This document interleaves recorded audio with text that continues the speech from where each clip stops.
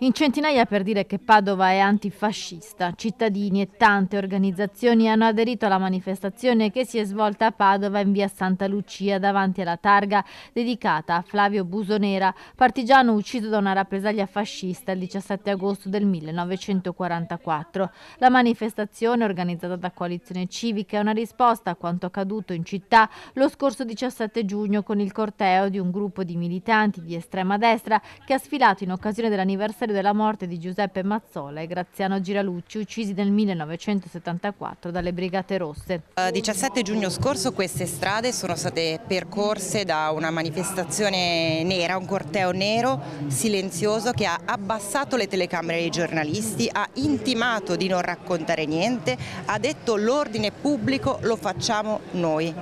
Ecco, noi crediamo che invece questo, come in passato come oggi, sia il momento in cui ricordare da dove veniamo, ricordare che veniamo da una scelta di parte,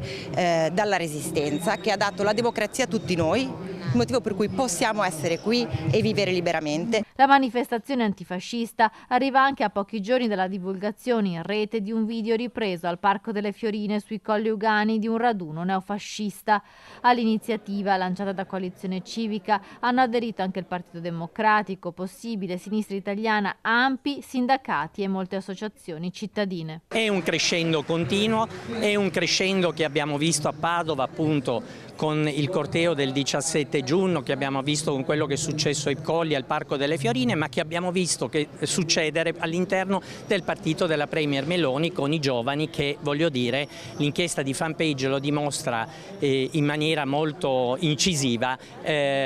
sdoganano una cultura fascista che noi speravamo davvero di esserci lasciati alle spalle. A me personalmente non convince quando si dice che quel fascismo che Mussolini è stato altro e non può ritornare, perché esattamente i presupposti sono quelli che vediamo.